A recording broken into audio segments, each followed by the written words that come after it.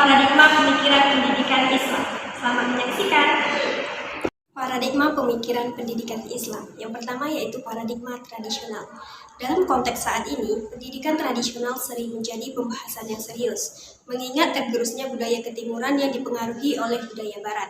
Dengan indikator pesatnya ilmu pengetahuan dan teknologi sebagai bentuk persaingan global, terutama dalam perkembangan dunia pendidikan. Pendidikan tradisional masih sangat dianggap kolot, konvensional dan tidak memiliki perkembangan zaman.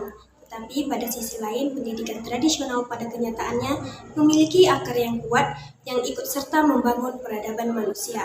Salah satu contohnya mengenai pendidikan pesantren yang bergelut dengan mata pelajaran kitab dan proses pembelajaran diletakkan di musola atau di masjid-masjid. Kemudian masuk kepada yang kedua yaitu paradigma modern.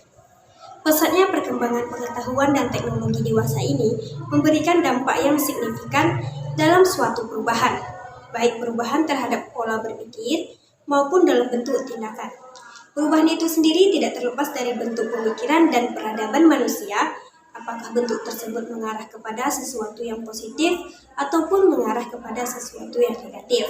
Salah satu sumber dari suatu pendidikan yang telah memberikan ruang yang seluas-luasnya bagi peserta didik untuk menggali dan mengembangkan seluruh potensi yang dimilikinya.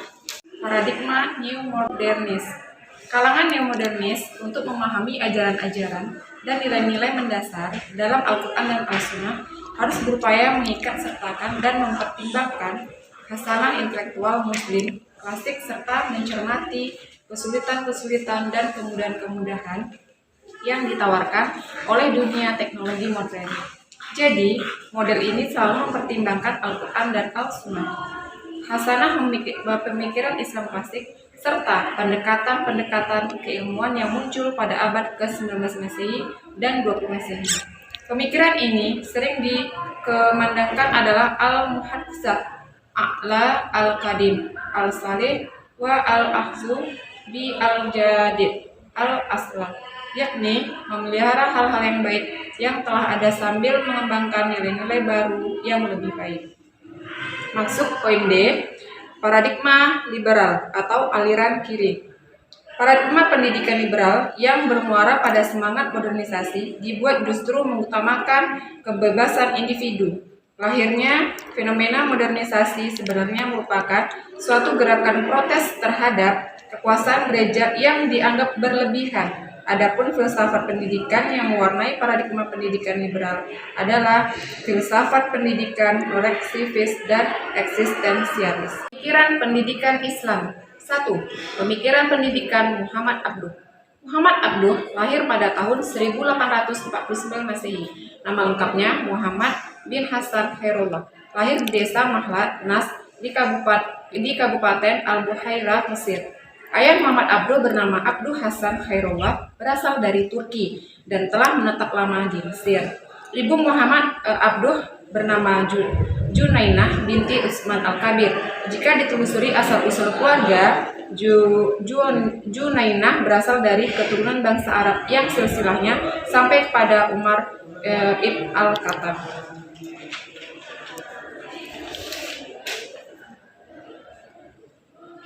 Jika mengacu ke berbagai sumber, konsep pendidikan Muhammad Abduh adalah pendidikan integral yang memadukan antara teori dan praktek, dan memadukan antara ilmu agama dan ilmu umum. Ia mengatakan bahwa setiap sekolah perlu mempraktekkan pelajaran mampu berjalan tanpa seorang pendidik yang memadai secara keilmuan.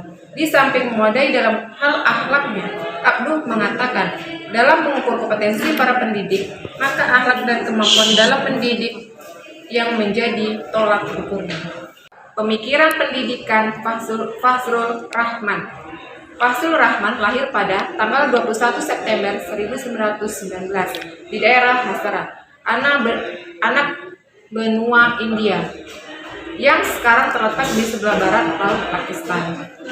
Pertama-tama, ia dididik dalam sebuah keluarga muslim yang taat beragama. Fazlur Rahman dilahirkan dalam suatu keluarga muslim yang sangat religius.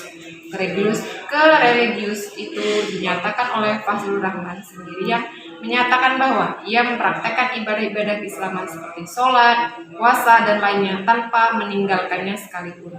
Dengan latar belakang kehidupan keagamaan yang demikian, maka menjadi wajar ketika berumur 10 tahun ia sudah dapat menghafal Al-Quran. Pemikiran pendidikan Fazlur Rahman. Kemunculan Fazlur Rahman memberi harapan bagi masa depan Islam. Karena selain menawarkan apa yang ia sebut dengan modernisme Islam, ia juga memberikan prestasi baru terhadap slogan kembali ke Al-Quran dan Sunnah. Meskipun hal itu didasari sebagai sesuatu yang berjangka panjang, sebab penyebaran dan penerapannya harus dilakukan oleh tangan-tangan terdidik. Dan itu hanya bisa diwujudkan melalui pendidikan.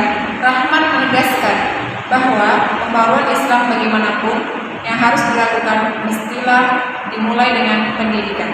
Pemikiran pendidikan Islam dari tokoh Harun Nasution. Harun Nasution adalah tokoh pendidikan kenamaan di Indonesia yang lahir di Pematang Siantar, Sumatera Utara pada hari Selasa 23 September 1919. Ayah beliau bernama Abdul Jabbar Ahmad yang merupakan seorang ulama di Tanah Bato, Mandailing, Tapanuli Selatan. Nah, dalam pembaharuan Islam yang digagas oleh Harun Nasution ialah upaya melaraskan antara pembaharuan pandangan berislam dengan kemajuan ilmu pengetahuan dan teknologi di dunia modern. Maksudnya adalah pembaharuan pandangan dalam Islam bukan berarti mengurangi, menambah atau teks dalam Al-Quran maupun isi dalam hadis, tetapi Harun Nasution berupaya mengubah dan menyesuaikan pemahaman atas dua teks tersebut sesuai dengan keadaan perkembangan zaman. Kesimpulan dari makalah kami yaitu, dengan adanya ilmu pengetahuan dan teknologi sebagai bentuk persaingan global, terutama dalam perkembangan dunia pendidikan, maka paradigma pemikiran pendidikan Islam telah dibagi menjadi 4 paradigma, yaitu paradigma tradisional, paradigma modern, paradigma new modernis, dan paradigma liberal atau aliran kiri.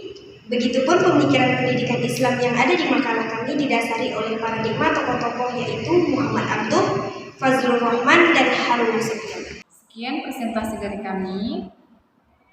Jika ada salah, mohon maaf. Kami akhiri dengan Wabillahi taufiq wal hidayah. Wassalamualaikum warahmatullahi wabarakatuh.